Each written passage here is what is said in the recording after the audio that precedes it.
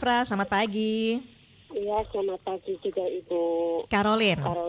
Apa? Iya, Oke, ini baru tiba Ende ya dari Kupang ya Bu Afra? iya, baru sampai. Oke, boleh nih cerita kemarin bagaimana nih Bu Afra pengalamannya dapat penghargaan di Kupang kemarin ya dari Pak Gubernur begitu ya, dari Presiden Iya, Jokowi. iya. Oke. Ibu Presiden. Mhm. Mm-mm. Halo Bu Afra. Iya, halo. Iya, selamat Bu pagi. Afra, ini dapat penghargaan dari bidang sosial budaya ya, dari LPS Peduli Kasih Ende. Boleh cerita-cerita apa saja ini kiprah dari Ibu Afra bersama dengan LPS Peduli Kasih Ende selama ini, sehingga akhirnya Ibu Afra ini dinobatkan begitu ya, menjadi salah satu penerima penghargaan kali ini, Bu Afra. Iya, baik ya. Saya akan menceritakan sedikit ya.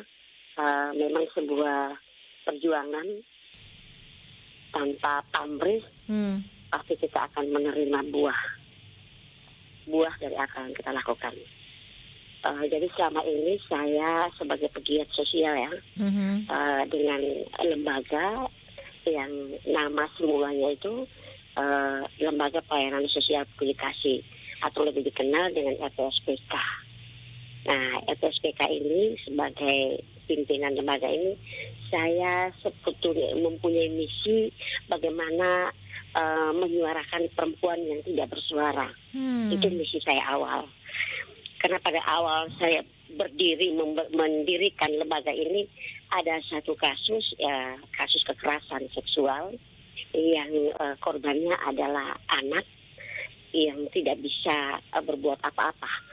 Dan di situ dalam pengalaman saya terus berjalan seiring dengan waktu.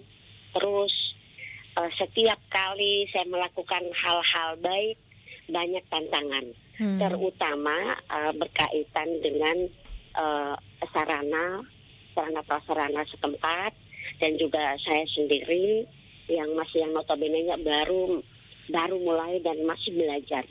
Tahun berapa itu Bu Afra waktu itu? Tahun 2013. Oh, sudah lama sekali.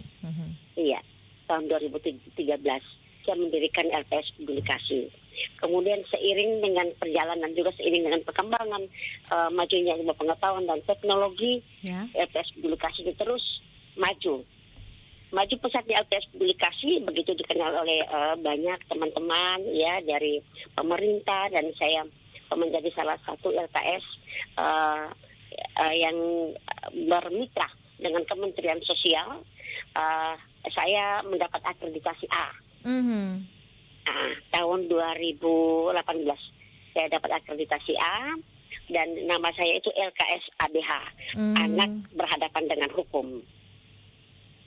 Anak berhadapan dengan hukum di situ adalah anak saksi, anak korban, dan anak pelaku.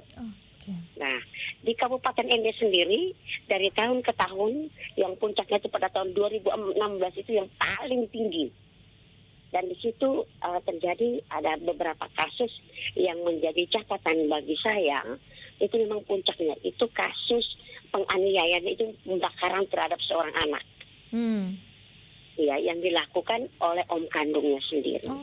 Nah, adik itu yang kita referensikan, kita rujuk ya dari ND sampai ke Makassar. Nah, itu didampingi oleh dari pihak lembaga, kemudian dari pihak pemerintah juga mengiringi kepentingan untuk memperbaiki pita suara dan kerongkongannya yang robek akibat terbakar, dan telinga adik itu putus, hidungnya juga putus, dipotong di sini. Jadi dia cacat tetap akhirnya. Dan setelah beberapa 1 tahun lebih di Makassar baru dia balik lagi. Dalam tahun itu juga itu, jadi saya kesimpulannya begini, kasus-kasus yang terjadi sekarang di Ende ini adalah ada 3, yaitu kasus kekerasan terhadap anak dan perempuan, kemudian kasus penelantaran, kemudian kasus sekarang lagi marak juga, dan mungkin banyak orang tidak tahu, tapi kasus prostitusi. Nah, ini yang kami sedang cari titiknya itu tuh di mana untuk bisa merehabilitasi anak-anak yang melakukan hal-hal yang amoral seperti itu. Kalau prostitusi ini Nah, cukup banyak juga ya Bu Afra di iya Ende banyak ini. sekali Mama. Yang Oke. kalau saya bilang itu anak-anak malam. Anak-anak malam ini mereka biasanya itu di kafe-kafe. Di kafe-kafe itu mereka kerjanya kelompok. Jadi karena kita juga sangat hati-hati dengan situasi anak itu sendiri, dan kita tahu kita memberikan seperti kayak bimbingan rohani, pengarahannya dia harus kemana, kita bersama tapi secara diam-diam karena kita takutnya ini sangat riskan rentan untuk mereka. Ya.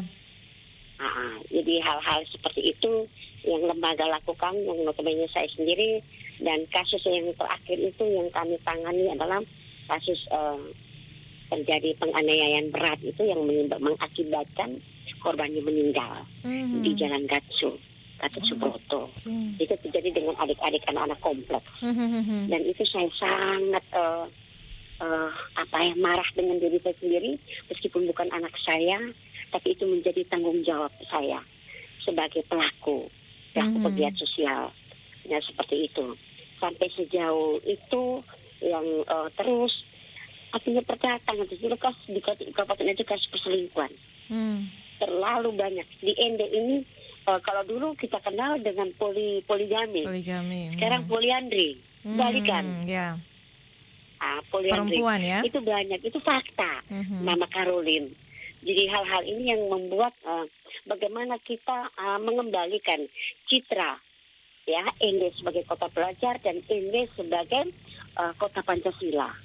Dan 5 sila itu harus diimplementasikan secara baik di dalam diri maupun dimulai itu dari dalam keluarga. Baru bisa terimplementasikan itu di sekolah atau di mana-mana. Dari dalam rumah dulu. Jadi mau bersuara, anak bebas bisa bersuara, itu semua dari rumah dulu. Bagaimana orang tua membelajarkan anak itu demokrasi dari rumah. Percuma kita ngomong di luar, terus di rumah kita melakukan hal-hal yang tidak disukai dalam pengajaran Pancasila. Kemudian dalam pengajaran agama, sama saja. Itu hasilnya akan 0,0, Ibu Caroline.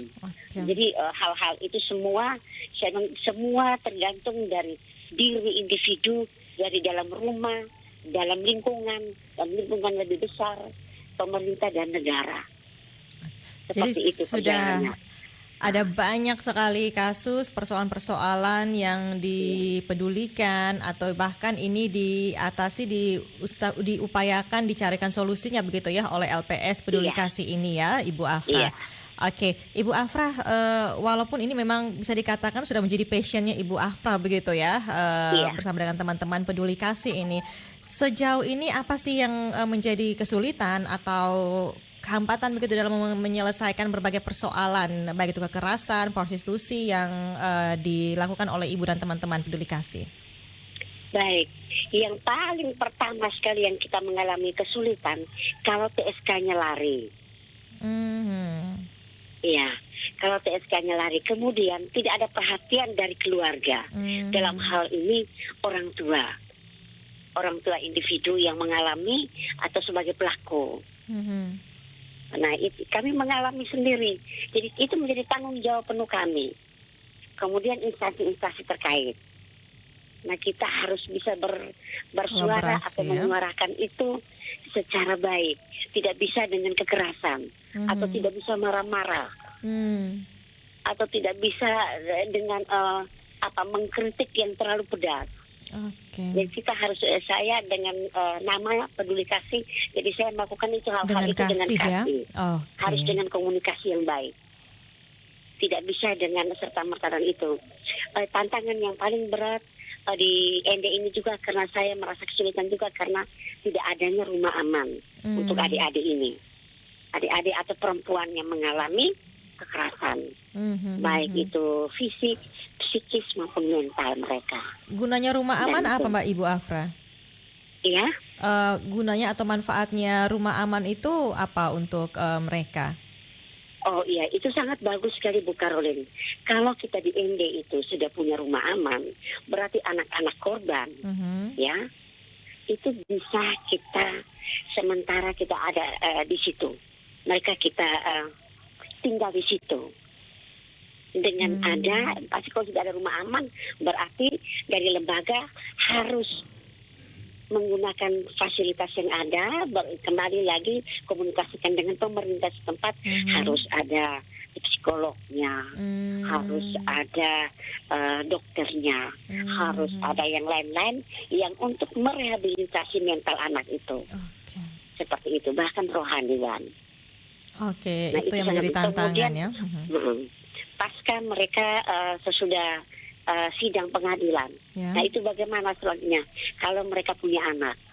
Dan kita harus rujukan mereka kemana. Ya, kerjasama LPS Peduli Kasih dengan BSMPK Lebonat Kupang, kemudian juga dengan Rumah Topoli di Makassar, kemudian juga ada di Lombok. Tapi selama ini kami dengan BSMPK Kupang karena yang dekat. Oke, jadi itu solusi untuk sementara begitu ya. Tapi untuk rumah aman ini sudah diupayakan juga begitu ya oleh Peduli Kasih. Komunikasi dengan pemerintah juga sudah ada begitu ya. Iya. Oke, Bu Afra, ini dengan mendapat penghargaan ini, apa yang menjadi harapan atau mungkin target kedepannya dari LPS Peduli Kasih ini dalam bidang sosial budaya ini, Bu Afra? Iya, penghargaan ini sebagian orang mungkin merasa bangga ya, tapi saya secara pribadi ini merupakan suatu beban atau tanggung jawab yang bertambah. Karena apa? Saya harus membuat yang lebih baik lagi dari apa yang sekarang yang saya sudah dapatkan. Dicapai, okay. Iya, yang sudah dicapai. Harus maju lebih baik lagi dalam hal tanggung jawab saya kepada adik-adik yang mengalami korban maupun sebagai adik-adik sebagai pelaku. Oke. Jadi sebenarnya masih banyak PR begitu ya yang harus dilakukan oleh LPS Peduli Kasih ini. Iya. Oke, baik Bu Afra, terima kasih ini untuk cerita singkatnya bersama Pro 1. Sukses terus Bu Afra untuk pengabdiannya Bu Afra bersama dengan teman-teman LPS Peduli Kasih. Salam semangat selalu dan salam sehat selalu Bu Afra. Iya. Terima kasih, selamat pagi. Selamat pagi juga. Ibu Afra, pendengarnya ini sudah berbagi bagaimana kiprah dari Ibu Afra bersama dengan LPS Peduli Kasih pendengar ya selama ini mengatasi atau menyelesaikan berbagai kasus kekerasan ya perempuan, anak dan sampai pada kasus prostitusi juga yang cukup marak di Kabupaten Ende ini pendengar ya dengan berbagai kendala, tantangannya. LPS Peduli Kasih ini tetap berjuang begitu ya untuk menyuarakan mereka yang tidak bersuara tadi pendengar. Terima kasih Anda sudah bersama kami Pro 1 RRI ini di Lintas Ende Pagi. Anda jangan kemana-mana dulu pendengar karena masih ada informasi lainnya yang akan terus kami hadirkan ke ruang dengar Anda. Sampai di pukul 10 Lintas Ende Pagi akan bersama Anda pendengar. Tetaplah di FM 100,5 MHz atau di AM 783 kHz.